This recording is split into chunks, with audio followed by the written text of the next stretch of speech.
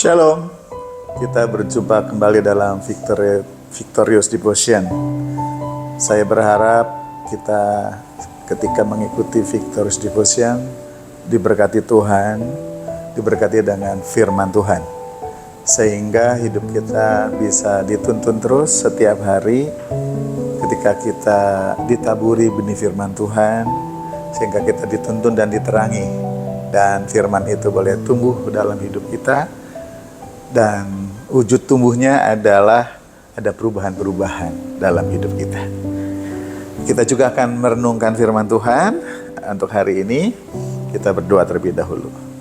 Bapa yang baik, kembali kami datang kepadamu mengucap syukur Tuhan berikan kami hari ini untuk kami jalani.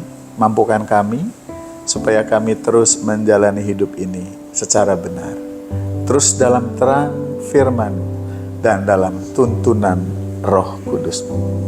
Kami mau membaca dan merenungkan firman. Dalam nama Tuhan Yesus Kristus kami berdoa. Amin. Saya bacakan dari Kisah Rasul pasal 13 ayat 31. Demikian bunyi firman Tuhan. Mereka semua penuh dengan Roh Kudus. Lalu mereka memberitakan firman Allah dengan berani.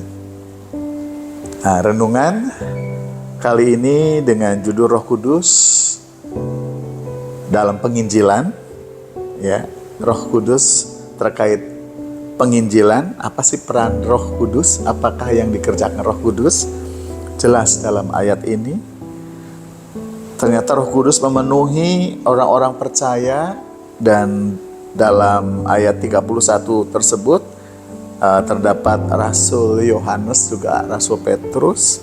Mereka penuh dengan Roh Kudus, lalu mereka memberitakan firman Allah dengan berani. Jadi Roh Kudus campur tangan dalam kehidupan orang percaya untuk kepentingan pemberitaan Injil, yaitu memberikan keberanian. Ketika Tuhan Yesus akan naik ke surga, Tuhan Yesus memberitahukan kepada para murid supaya para murid jangan meninggalkan Yerusalem. Dan betul, para murid tidak meninggalkan Yerusalem.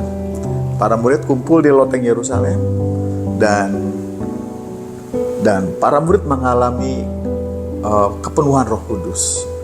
Dan selanjutnya berlanjut dengan kisah di Kisah Para Rasul, di mana Petrus berkhotbah dengan berani dan ada 3.000 orang yang bertobat.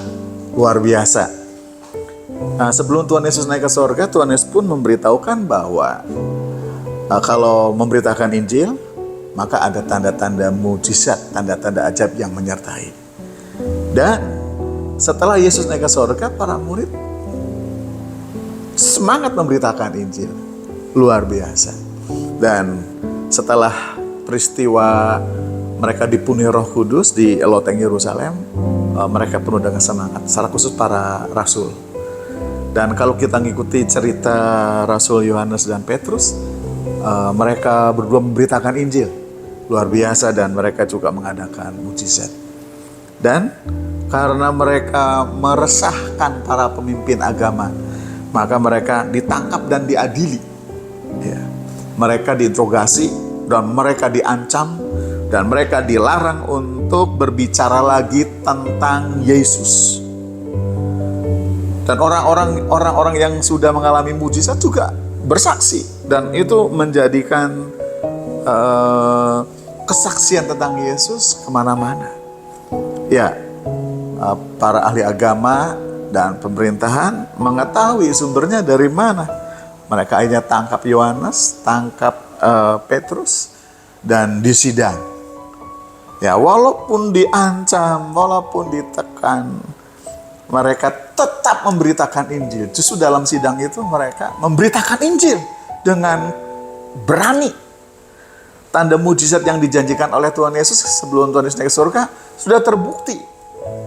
Ya, ada mujizat terjadi, ada orang disembuhkan, dan orang yang disembuhkan juga bersaksi dengan berani. Para rasul juga bersaksi dengan berani, sekalipun di sidang. Dalam sidang, Para rasul bersaksi. Karena sidang itu tidak bisa memutuskan menawan Yohanes dan Petrus, akhirnya mereka melepaskan Yohanes dan Petrus. Dan Petrus serta Yohanes lalu kembali ke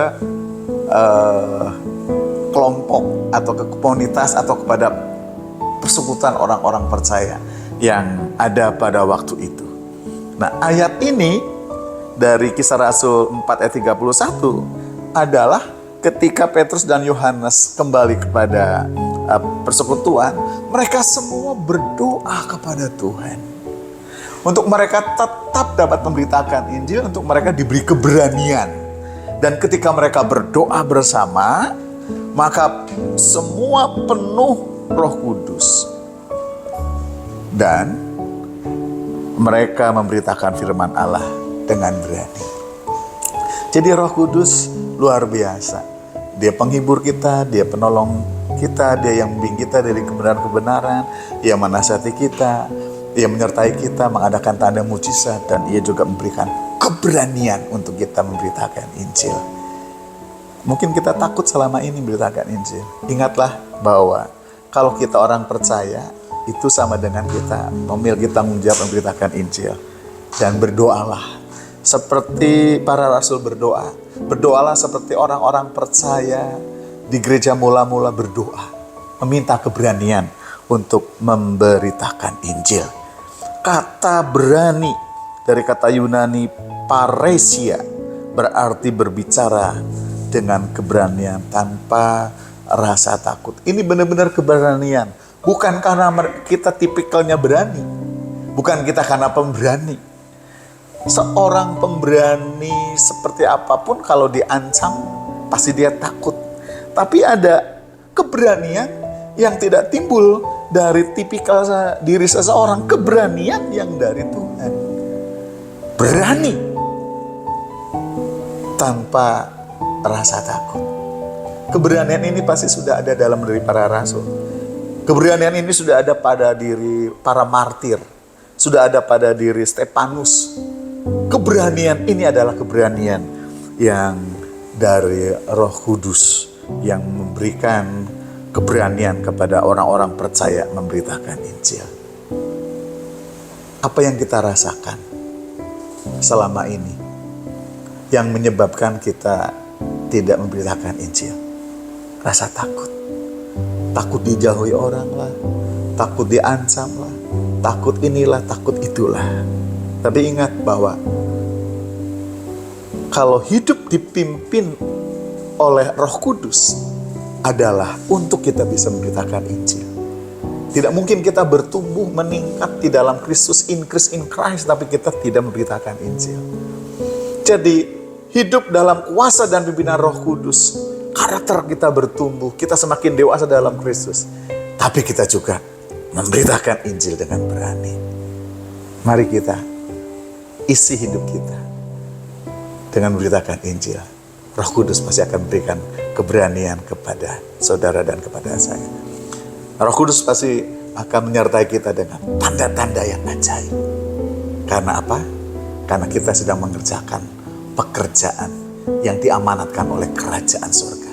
Jadikan semua bangsa muridku. Untuk alasan itu Roh Kudus dikaruniakan kepada kita. Memberikan tanda-tanda mujizat. Memberikan kepada kita keberanian. Seperti jemaat mula-mula berani. Seperti para rasul berani. Kita pun berani memberitakan Injil Yesus Kristus Tuhan. Amin. Untuk firman Tuhan yang kita telah baca dan kita renungkan. Kiranya Tuhan memberikan kita kemampuan untuk melaksanakannya. Mari kita berdoa. Bapa yang baik, terima kasih untuk firman kebenaran yang telah kami baca dan diperdengarkan kepada kami. Supaya hati kami terus terpelihara, hidup dalam iman, hidup dalam kebenaran, hidup bertumbuh dan meningkat, dan melakukan seperti yang Tuhan inginkan.